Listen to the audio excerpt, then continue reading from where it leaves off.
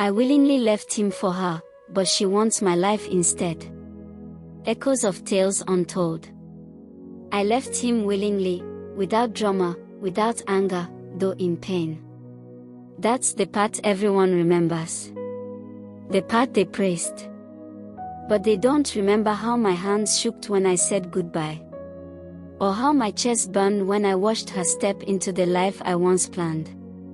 His love for me was intentional, direct, precise, and with good plans, including marriage and an everlasting love.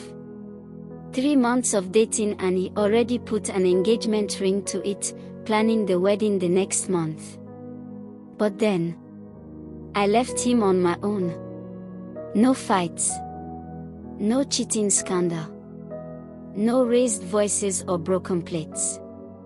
Just a calm, reasoned decision that shocked everyone. They asked me why I would give up a man who loved me deeply, who planned a future with me, who treated me like I was fragile and precious. I smiled and said, because she needs him more than I do.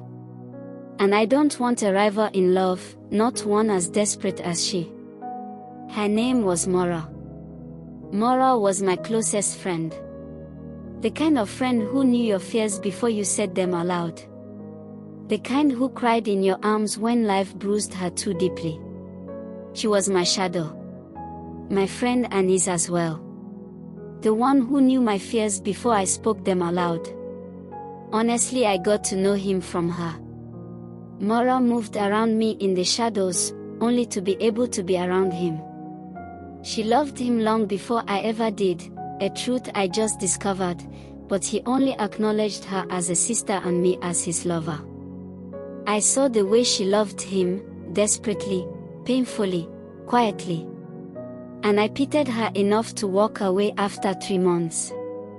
That's when I understand she loved him for real, and not just the brotherly and sisterly love everyone was meant to believe. I saw it in the way her eyes followed him when she thought no one noticed. In the silence that filled the room when he laughed at my jokes instead of hers. In the way her hands shook when she held my engagement ring. So I decided to step away to give their love a chance.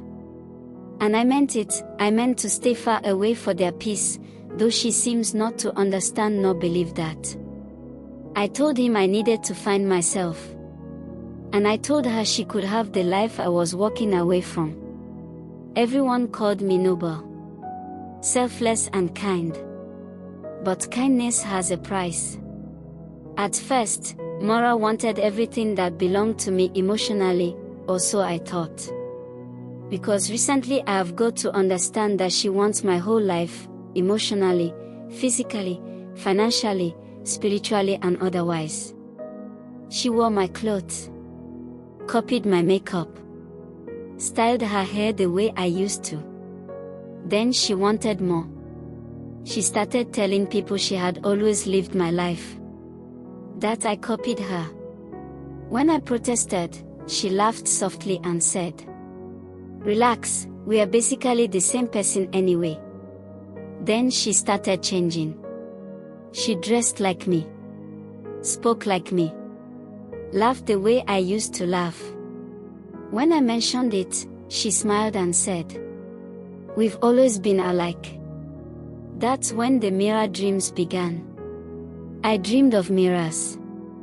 In every dream, I stood before a mirror and my reflection didn't copy me. It just watched me. Blinking seconds too late. Smile when I wasn't smiling. In the dreams, my face slowly changed. Until it looked like hers. I woke up every night gasping for air and choking on my own breath. Then reality followed the dreams, and strange things started happening. People began mistaking me for her.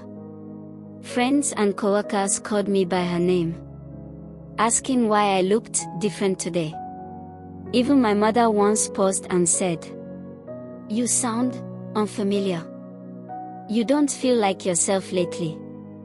Maura, on the other hand, was glowing and thriving. She had my old friends, my former lover, my routines, my memories. my life, piece by piece. One evening, she invited me over. She looked radiant, peaceful, complete. Like a puzzle finally solved. She poured me a drink and said gently, "You gave me the man. I'm grateful. I'll never forget that." Relief washed over me and I relaxed. Until she added, "But a life can't be borrowed halfway, a life needs a soul to stay alive." I laughed nervously. But she didn't. She told me some lives can't be won halfway. That when two people are too alike, the world chooses only one to remain. At this point, I was beginning to get scared. I stood up to leave, but my legs refused to move. The room spun. She had drugged my drink. Her voice echoed, soft and loving. "You left him willingly. Now let me finish the rest. The whole ritual must be completed physically for this to last. You need to die because your life is a threat to my love life and everything I have fought for." When I woke up, I was in a hospital bed. Everyone called me Mora. They said I'd been in an accident. That I'd suffered memory loss. When I tried to say my real name, the words felt foreign on my tongue. Across the room, a woman stood by the window. She looked exactly like me. She turned, smiled softly, and whispered, "Thank you for understanding." And that was the moment I realized. I didn't give her my boyfriend. I gave her permission. And she took everything else from me. Do you think I will survive this destiny and identity swap? Do you think I have what it takes to fight this war? Do you think I will win if I try? If you are me, what will you do? This is Echoes of Tales Untold, where every story carries a heartbeat. And every echo tells the truth we hide. Like, comment, subscribe and turn on notification button for more stories that speaks to your soul.